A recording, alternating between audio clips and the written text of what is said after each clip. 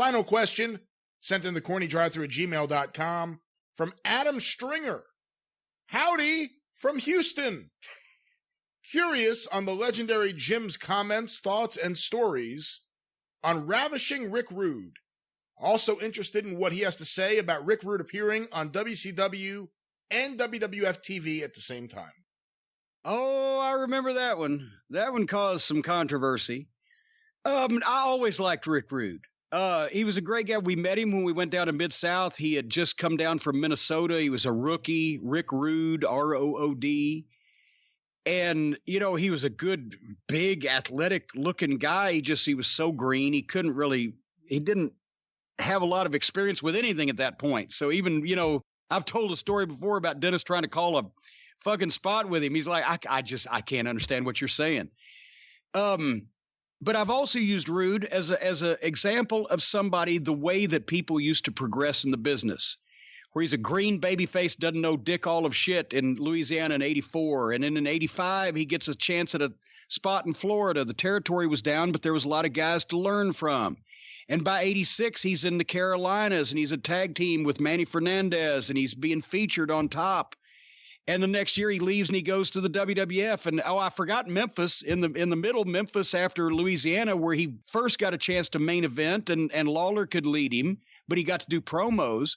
But each successive territory was a step up where he was featured better, got more experience, worked with better talent. And finally, 5 years later, he's in the WWF, ravishing Rick Rude, and, you know, he's a goddamn superstar. And, you know, I hated I hated he got hurt, that fucking stupid Japanese stage bullshit that blew his back out in the match with Sting, doing a dive, and that they didn't need to do. And it's always awkward having a ringside area that's cluttered like that and has uneven surfaces. But, you know, after he hurt his back, that pretty much was his career and the Lloyds of London policy and et cetera.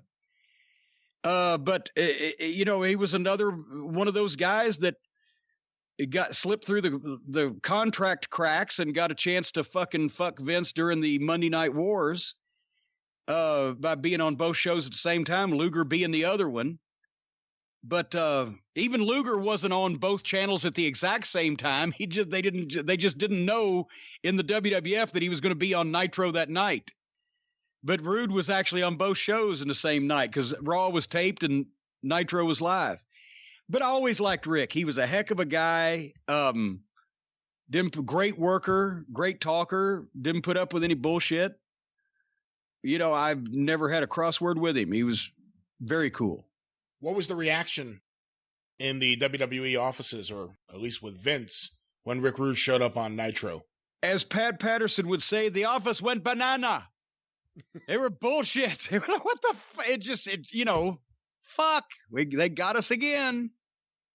It almost started to be fool me once, shame on you, fool me twice. But that's why Vince got so anal on the contracts at that point. And that was a situation, was that because of the Bret Hart Montreal screw job that Rick Rude said, I don't want to work here anymore, I'm going to go there?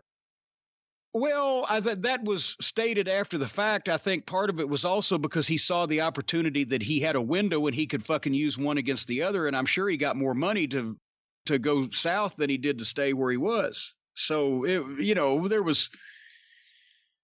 Rick was a capitalist. He was going to go where the money was, but there was probably a little bit of indignation there as well.